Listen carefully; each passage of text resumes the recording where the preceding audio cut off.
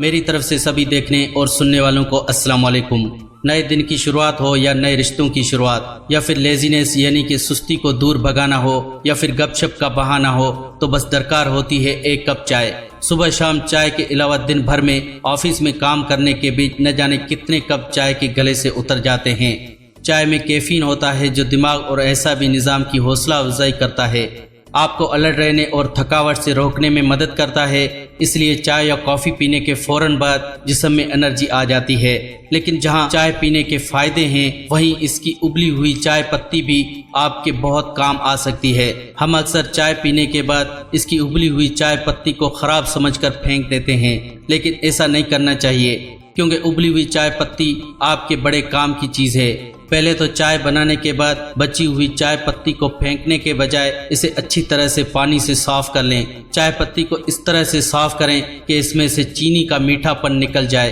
फिर आप इस चाय पत्ती को अलग अलग कामों के लिए इस्तेमाल कर सकते हैं।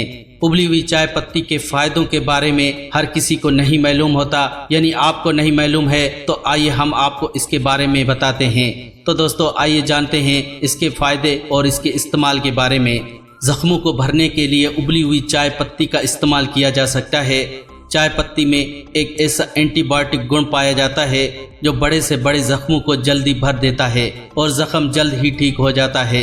इसलिए चाय पत्ती के पानी से अपने जख्म को अच्छी तरह से साफ करें। चाय पत्ती एक तरह से एंटीसेप्टिक की तरह काम करता है। आप चाय पत्ती का इस्तेमाल शीशे चमकाने के लिए भी कर सकते हैं। ऐसा करने के लिए बस आपने चाय पत्ती अच्छी तरह से पानी में उबाल लेनी है और जो पानी बच गया है उसे छानकर स्प्रे बॉटल में डालकर शीशे को साफ करें।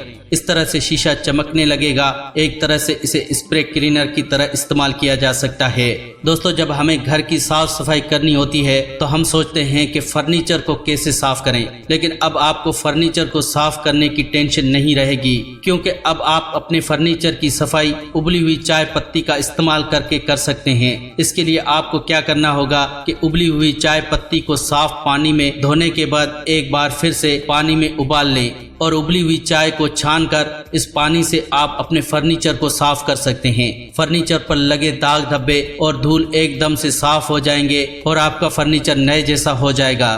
दोस्तों हम सभी के घर पेड़ पौधे होते हैं और चाय पत्ती का इस्तेमाल फर्टिलाइजर यानी खाद के तौर पर भी कर सकते हैं। पेड़ पौधों को तैयार करने के लिए इन्हें थोड़े थोड़े वक्त पर खाद पानी की जरूरत पड़ती है। ऐसे में हम चाय पत्ती को पौधों के लिए खाद के तौर पर इस्तेमाल कर सकते हैं। इसके इस्तेमाल से पौधे सेहतमंद रहेंगे और जल्दी ग्रोथ भी करेंगे और इससे पेड़ पौधे काफी अच्छी तरह से खिल उठते हैं। तो दोस्तों ये हैं उबली चाय पत्ती के फायदे और उसके इस्तेमाल। आपको ये इन्फॉर्मेशन कैसी लगी प्लीज हमें कमेंट करके जरूर बताएं और इस वीडियो को लाइक करें, अपने अजीज अहबाब के साथ शेयर करें ताकि वो भी उबली हुई चाय पत्ती से फायदा हासिल कर सकें।